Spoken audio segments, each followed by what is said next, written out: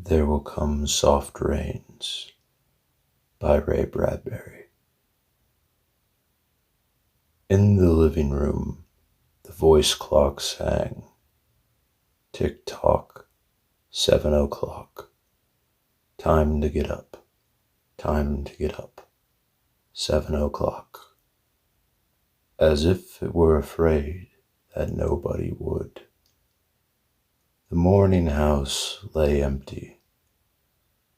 The clock ticked on, repeating and repeating its sounds into the emptiness. 7-9, breakfast time. 7-9. In the kitchen, the breakfast stove gave a hissing sigh, and ejected from its warm interior 8 pieces of perfectly brown toast, 8 eggs sunny side up, 16 slices of bacon, 2 coffees, and 2 cool glasses of milk. Today is August 4th, 2026, said a second voice from the kitchen ceiling. In the city of Allendale, California. It repeated the date 3 times for memory's sake. Today is Mr. Featherstone's birthday. Today is the anniversary of Toleda's marriage. Insurance is payable, as are the water, gas, and light bills. Somewhere in the walls, relays clicked, memory tapes glided under electric eyes. 8-1, tick-tock, 8-1 o'clock, off to school, off to work, run, 8-1. But no doors slammed, no carpets took the soft tread of rubber heels. It was raining outside. The weather box on the front door sang quietly. Rain, rain, go away. Umbrellas, raincoats for today. And the rain tapped on the empty house, echoing. Outside, the garage chimed and lifted its door to reveal the waiting car. After a long wait, the door swung down again. At 8:30, the eggs were shriveled and the toast was like stone. An aluminum wedge scraped them into the sink, where hot water whirled them down a metal throat, which digested and flushed them away to the distant sea. The dirty dishes were dropped into a hot washer and emerged twinkling dry. 9:15 sang the clock. Time to clean. Out of warrens in the wall, tiny robot mice darted. The rooms were acrawl with the small cleaning animals, all rubber and metal. They thudded against chairs, whirling their mustached runners, kneading the rug nap, sucking gently at hidden dust. Then, like mysterious invaders, they popped into their burrows. Their pink electric eyes faded. The house was clean. 10 o'clock. The sun came out from behind the rain. The house stood alone in a city of rubble and ashes. This was the one house left standing. At night, the ruined city gave off a radioactive glow, which could be seen for miles. 10:15. The garden sprinklers whirled up in golden founts, filling the soft morning air with scatterings of brightness. The water pelted window panes, running down the charred west side, where the house had been burned, evenly free of its white paint. The entire west face of the house was black, save for 5 places. Here the silhouette and paint of a man mowing a lawn. Here, as in a photograph, a woman bent to pick flowers. Still farther over, their images burned on wood in one titanic instant. A small boy, hands flung into the air. Higher up, the image of a thrown ball, and opposite him a girl, hands raised to catch a ball, which never came down. The 5 spots of paint, the man, the woman, the children, the ball, remained. The rest was a thin charcoal layer. The gentle sprinkler rain filled the garden with falling light. Until this day, how well the house had kept its peace, how carefully it had inquired, "Who goes there? What's the password?" And, getting no answer from lonely foxes and whining cats, it had shut up its windows and drawn shades in an old maidenly preoccupation with self-protection, which bordered on a mechanical paranoia. It quivered at each sound the house did. If a sparrow brushed a window, the shade snapped up. The bird, startled, flew off. No, not even a bird must touch the house. 12 noon.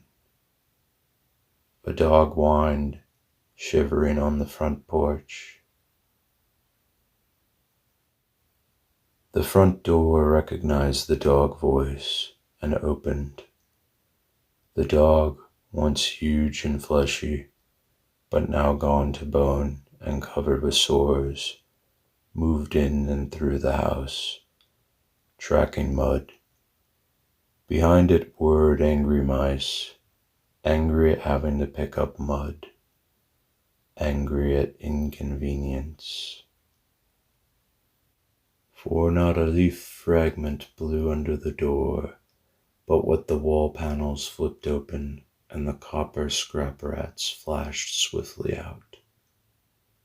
The offending dust, hair, or paper, seized in miniature steel jaws, was raced back to burrows. There, down tubes which fed into the cellar, it was dropped into the sighing vent of an incinerator, which sat like evil ball in a dark corner. The dog ran upstairs, hysterically yelping to each door, at last realizing, as the house realized, that only silence was here. It sniffed the air and scratched the kitchen door. Behind the door, the stove was making pancakes, which filled the house with a rich baked odor and the scent of maple syrup. The dog frothed at the mouth, lying at the door, sniffing. Its eyes turned to fire. It ran wildly in circles, biting at its tail, spun in a frenzy, and died. It lay in the parlor for an hour. 2 o'clock, sang a voice. Delicately sensing decay at last, the regiments of mice hummed out as softly as blown gray leaves in an electrical wind. 2:15. The dog was gone. In the cellar, the incinerator glowed suddenly, and a whirl of sparks leaped up the chimney. 2:35. Bridge tables sprouted from patio walls. Playing cards fluttered onto pads in a shower of pips. Martinis manifested on an oaken bench with egg salad sandwiches. Music played, but the tables were silent and the cards untouched. At 4 o'clock, the tables folded like great butterflies back through the paneled walls. 4:30, the nursery walls glowed. Animals took shape: yellow giraffes, blue lions, pink antelopes, lilac panthers, cavorting in crystal substance. The walls were glass. They looked out upon color and fantasy. Hidden films clocked through well-oiled sprockets, and the walls lived. The nursery floor was woven to resemble a crisp cereal meadow. Over this ran aluminum roaches and iron crickets, and in the hot still air, butterflies of delicate red tissue wavered among the sharp aroma of animal spores. There was the sound like a great matted yellow hive of bees within a dark bellows, the lazy bumble of a purring lion, and there was the patter of okapi feet and the murmur of a fresh jungle rain. Like other hoofs falling upon the summer-starched grass. Now the walls dissolved into distances of parched grass, mile on mile, and warm, endless sky. The animals drew away into thorn breaks and water holes. It was the children's hour. 5 o'clock. The bath filled with clear hot water. 6, 7, 8 o'clock. The dinner dishes manipulated like magic tricks, and in the study a click. In the metal stand opposite the hearth, where a fire now blazed up warmly, a cigar popped out, half an inch of soft gray ash on it, smoking, waiting. 9 o'clock. The beds warmed their hidden circuits, for nights were cool here. 9:05. A voice spoke from the study ceiling. Ms. McClellan, which poem would you like this evening? The house was silent. The voice said at last, since you express no preference, I shall select a poem at random. Quiet music rose to back the voice. Sarah Teasdale, as I recall, your favorite. There will come soft rains and the smell of the ground, and swallows circling with their shimmering sound, and frogs in the pools singing at night, and wild plum trees in tremulous white. Robins will wear their feathery fire, whistling their whims on a low fence wire, and not one will know of the war, not one will care at last when it is done. Not one would mind, neither bird nor tree, if mankind perished utterly. And spring herself, when she woke at dawn, would scarcely know that we were gone. The fire burned on the stone hearth, and the cigar fell away into a mound of quiet ash on its tray. The empty chairs faced each other between the silent walls, and the music played. At 10 o'clock, the house began to die. The wind blew. A falling tree bough crashed through the kitchen window. Cleaning solvent, bottled, shattered over the stove. The room was ablaze in an instant. Fire, screamed a voice. The house lights flashed. Water pumps shot water from the ceilings. But the solvent spread on the linoleum, licking, eating, under the kitchen door, while the voices took it up in chorus. Fire, fire, fire. The house tried to save itself. Doors sprang tightly shut, but the windows were broken by the heat, and the wind blew and sucked upon the fire.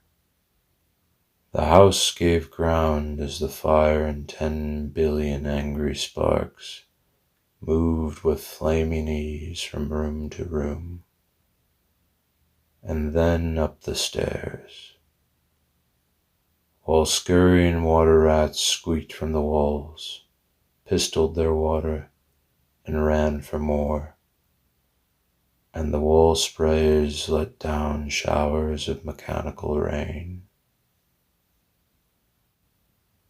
But too late. Somewhere, sighing, a pump shrugged to a stop.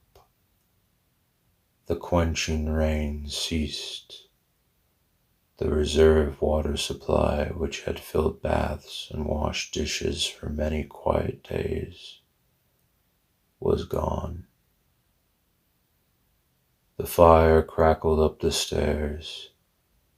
It fed upon Picassos and Matisses in the upper halls, like delicacies, baking off the oily flesh, tenderly crisping the canvases into black shavings.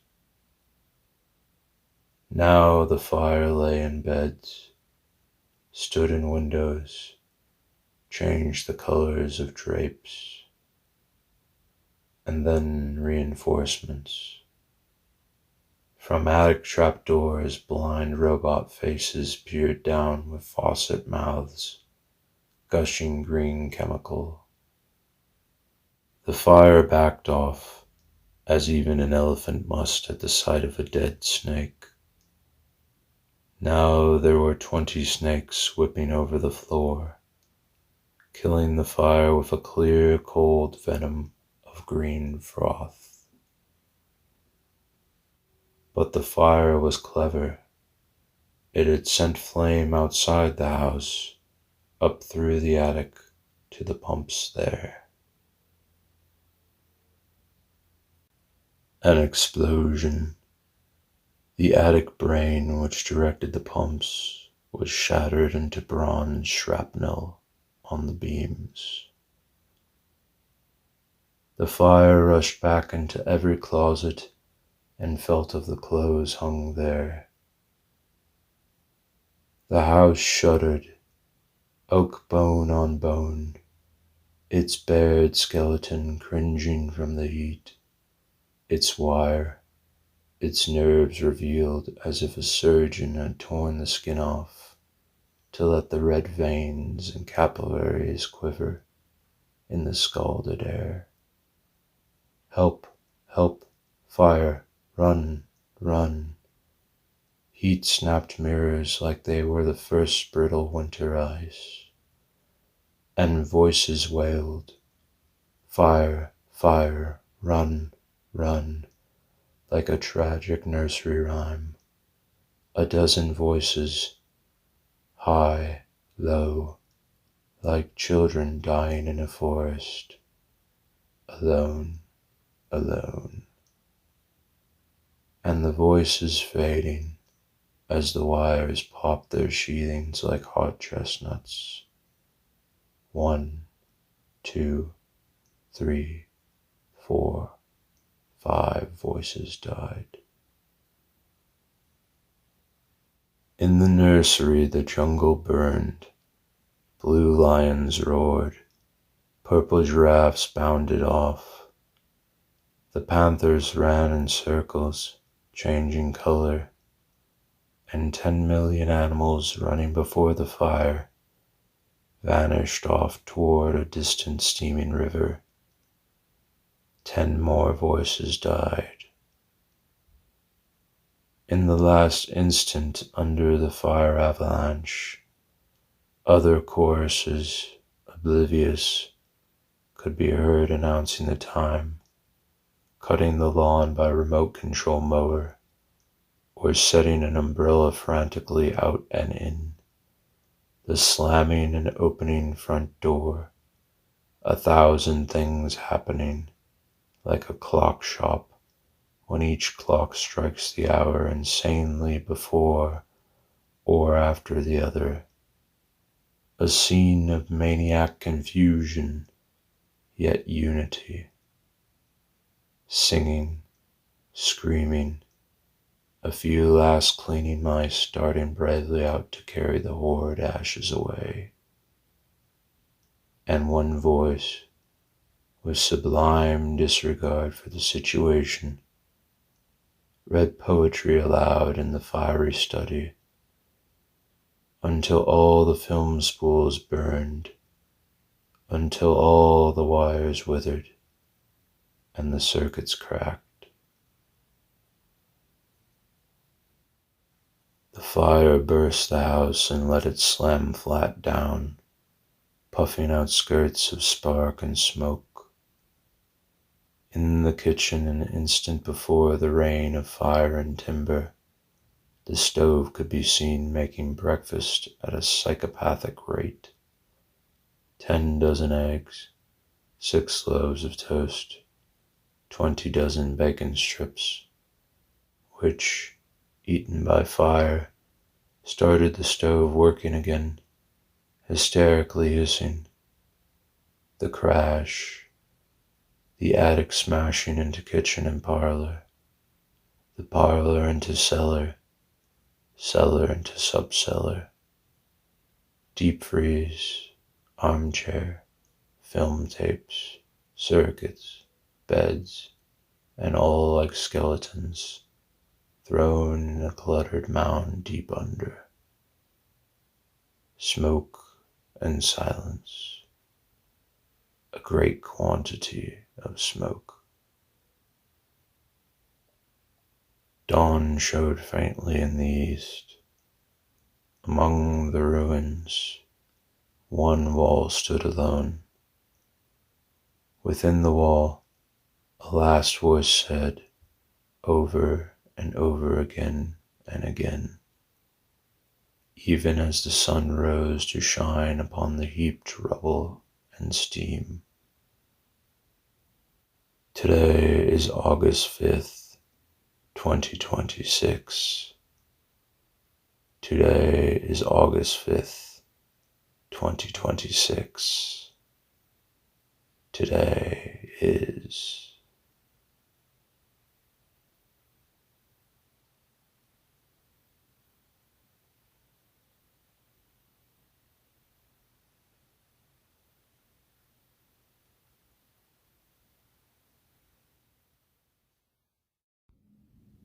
If you enjoyed this narration, please like and leave a comment. It helps the channel to grow. Subscribe for more. Press the notification button for updates. And as always, thank you for listening.